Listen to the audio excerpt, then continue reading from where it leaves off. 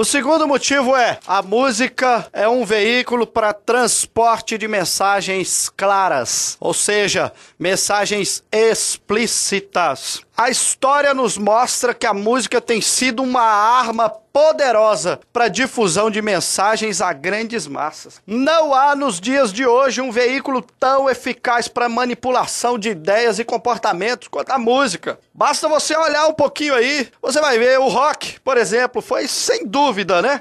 O grande meio de catalisação, foi a linguagem única da juventude durante um tempo, foi capaz de expor e traduzir todos os anseios e conflitos provocados pelas desigualdades sociais, pelas desigualdades raciais, pelos problemas existenciais, pelos lares desfeitos, pelos desajustes, pelos reflexos e sequelas das impiedades de guerra. O rock ele foi criado na década de 50, sendo a fusão da música negra, ou seja, o blues, com a música caipira dos brancos pobres, era o country. O rock and roll passou a ser um estilo contestatório dos jovens de classe média branca, como forma de se rebelar contra os padrões sociais estabelecidos na época. Ou seja, rock era para sair fora de padrões, rebeldia. Tudo que dizia respeito a protesto e a rebelião eram encontrados nos rocks, onde as mensagens vão de encontro a tudo que é correto e moral. Eu não estou falando aqui contra um estilo em si, né? Porque muita gente pode pensar, você não gosta de rock, pastor. Eu não tenho nada contra. Primeiro, porque eu não entendo que o rock é do diabo. Eu não creio nisso, muito pelo contrário. O diabo ele não tem poder de criar nada. Diz a Bíblia lá em Ezequiel capítulo 28, verso 13, e nos dá a entender, segundo a versão revista corrigida, que Lúcifer tinha o cargo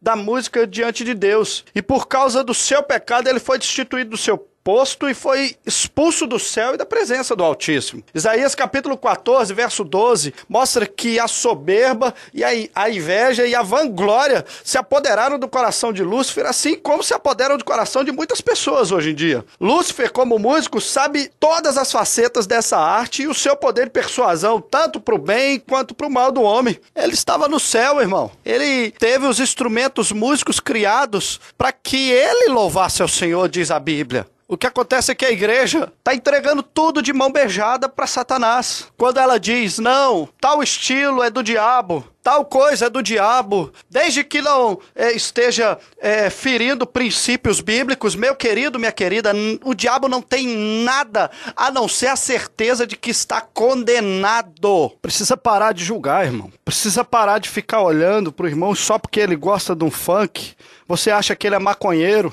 Só porque ele gosta de um rock, você acha que ele é rebelde. Eu conheço muito roqueiro santo de Jesus, gente que prega a palavra, gente que vai aonde você nunca teve coragem de ir. E as pessoas só julgam. Tem gente hoje que ouve música clássica, mas que a vida é podre, é imunda, pior do que de qualquer roqueiro aí. Tem gente que ouve música leve, mas tá com o casamento arrebentado, com a vida arrebentada, com tudo arrebentado, irmão. Precisa parar de julgar, precisa parar de colocar o seu gosto pessoal à frente das prioridades de Deus. Tem gente que não gosta de rock porque não gosta, porque não teve costume, porque só ouviu música rancheira, tá querendo dizer que o rock é do diabo, ou que isso, ou que aquilo é do diabo. A igreja tá entregando na mão de Satanás muitos jovens porque não tem entendido que o que vale para Deus não é o estilo da canção, e sim o estilo do adorador.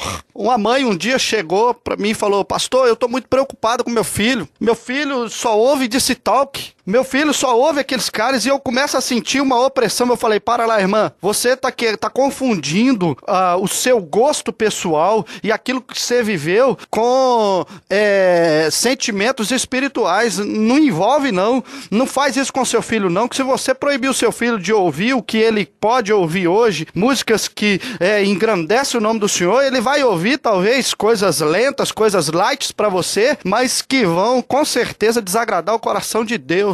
Importa agradar a Deus, irmão. O apóstolo Paulo, escrevendo aos Filipenses, no capítulo 1, no verso 18, ele diz o seguinte, todavia, que me importa?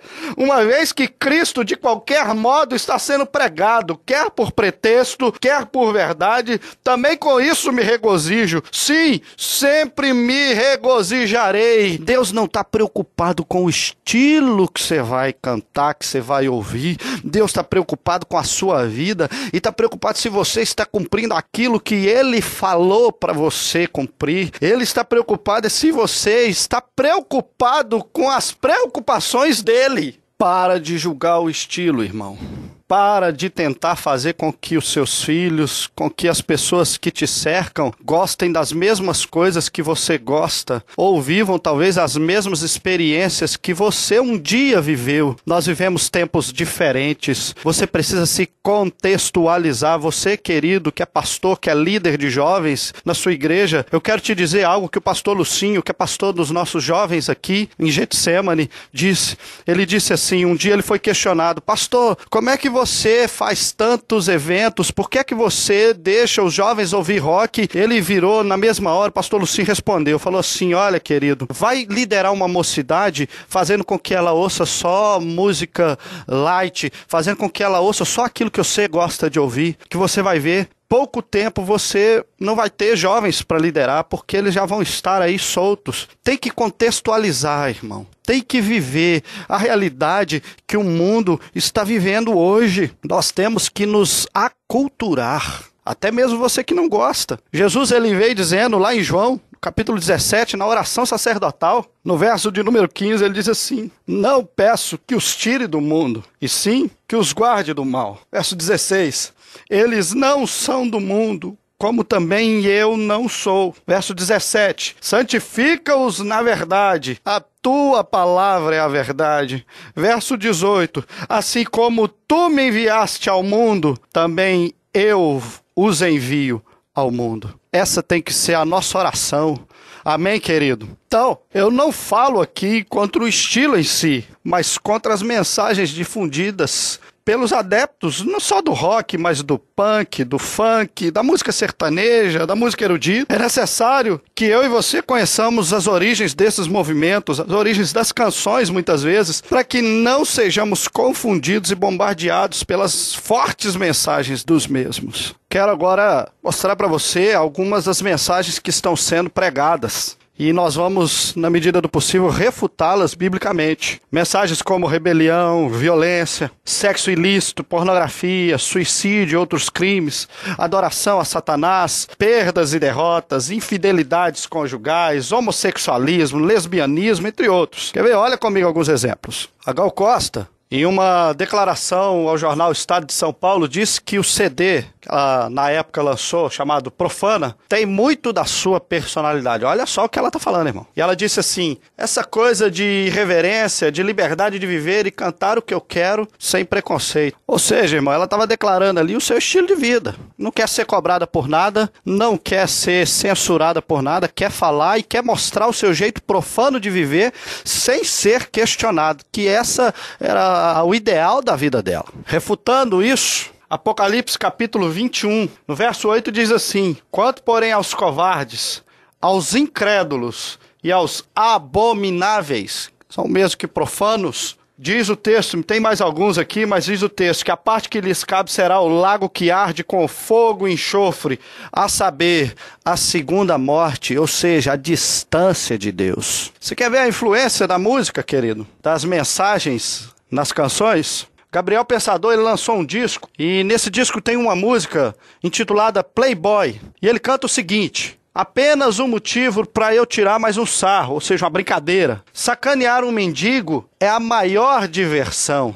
Não tem problema há quantos dias ele não come um pão. Você pode dizer aí, mas o que tem isso a ver? Eu não sei se você se lembra, em 97, quando alguns jovens botaram fogo num índio lá em Brasília, você se lembra disso? Pois é, sabe o que eles falaram? Eles disseram que só queriam fazer uma brincadeirinha e estavam inspirados em pegadinhas. Um grupo chamado Dead Kennedys, em uma de suas faixas eles cantam o seguinte, presta atenção: eu mato crianças, eu gosto de vê-las morrer. Eu mato crianças para fazer suas mães chorarem. Esmago-as com o meu carro e as quero ouvir gritar. Dou-lhe doce envenenado para estragar o seu dia dos bruxos. Olha só que mensagem terrível. John Phillips, integrante dos Mamas and the Papas, declarou que qualquer músico controlando cuidadosamente o ritmo, pode controlar a histeria da audiência. Para provar essa tese, cientificamente, eles provocaram um tumulto num show em Fênix. Que dureza, hein? Olha o que diz aqui.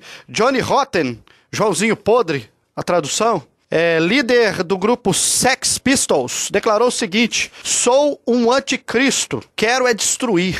Paul Cantor, integrante do Jefferson Airplanes, declarou o seguinte: a nova música rock é planejada para alargar a brecha entre as gerações, alienar os pais dos seus filhos e preparar os jovens para a revolução. Isso aí tudo é coisa do anticristo, tudo coisa de Satanás querendo já preparar o seu reino sombrio.